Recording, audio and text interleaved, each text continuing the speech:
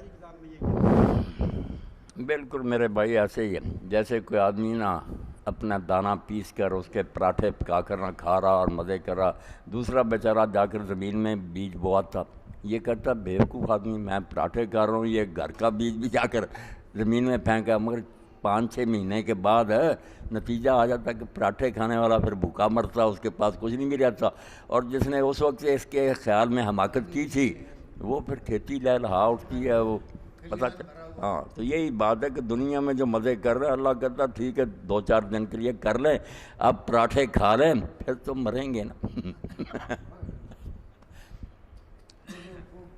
آنے والے جو ہے نا وہ کہتے کیا ہے جی، کہتے اے جہان میٹھا اگلا کھیلے نہیں، یہ ایسے ہی ہے، یہ ایسے ہی ہے چوتھائی صاحب، کوئی ڈاکے مارے تو ابھی وہ پکڑا نہیں گیا تو کوئی یہی کہ کہاں ہے پولیس کہاں ہے قانون، مگر جس دن گرفت ہوتی ہے پھانسی پر لٹکایا جاتا ہے اس وقت پتہ چلتا ہے نا کہ سب کچھ تھا، تیری آنکھوں پر جو پردہ تھا، اللہ نے کہہ دیا نا ہم پردہ ہٹا دیں گے اور کہیں گے آج نظر ٹھیک ہے، سب کچھ دکھائی دیتا ہے۔ دیکھیے قرآن مجید میں آتا ہے یا ایھا الذین آمنوا تنظر نفس ما قدمت لغد، قرآن مجید غد کہتا کل کہتا ہے آج اور کل کا ہم فرق۔ کیا کرتے ہیں آج اس دنیا میں، کیا ہم آج کا کھانا صرف کماتے ہیں یا کل کے لیے پرسوں کے لیے اور اپنی اولاد کے لیے بھی کرتے ہیں؟ کل کس نے دیکھا ہے؟ ہم نے نہیں دیکھا ہے پھر بھی کل کے لیے سامان کرتے ہیں، ہم نے نہیں دیکھا ہے پھر بھی اپنی اولاد کے لیے پلان بناتے ہیں، تیار بناتے ہیں، سب کچھ کرتے ہیں، یہ کیوں کرتے ہیں ہم کل تو نہیں دیکھا کیا؟ ساری دنیا اس کو اچھا کہتی کہ اس کو فکر فردہ ہے، کل کی فکر ہے، کر رہے ہیں اپنی اولاد کے لیے کر رہے ہیں، اپنے مستقبل کے لیے کر رہے ہیں، بینکوں میں سیونگ اکاؤنٹ کھولے ہوئے ہیں، بناتے ہیں سارے کاروبار کے سارا باوجود اسلام کے نظام کی فکر مندی ہے، فکر جو صحیح نظام فکر فردہ، فکر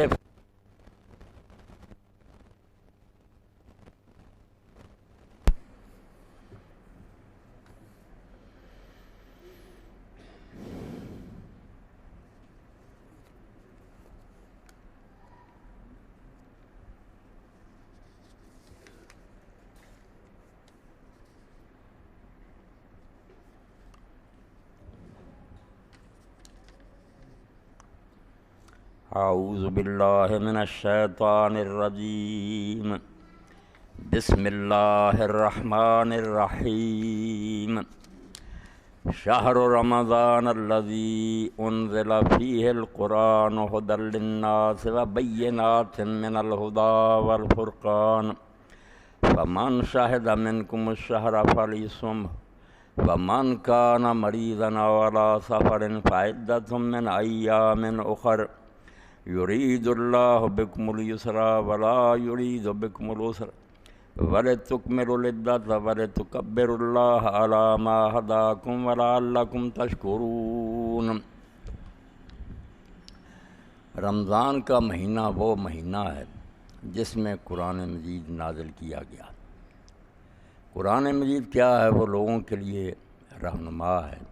راستہ بتانے والا، اور اس میں اللہ تعالیٰ نے وہ ساری دلیلیں اور برہان بیان کر دیے ہیں جس سے انسان کو بصیرت حاصل ہوتی ہے اور وہ حق و باطل میں فرق کر سکتا ہے۔ تو جو آدمی اس مہینے کو پائے اس کے لیے لازم ہے کہ اس پورے مہینہ کے روزے رکھے، جو بیمار ہو اور سفر پر ہو وہ دوسرے دنوں میں اتنی دنوں کی گنتی پوری کر لے۔ اللہ تعالیٰ لوگوں کو تنگی میں نہیں ڈالنا چاہتا، وہ لوگوں کے لیے آسانی چاہتا،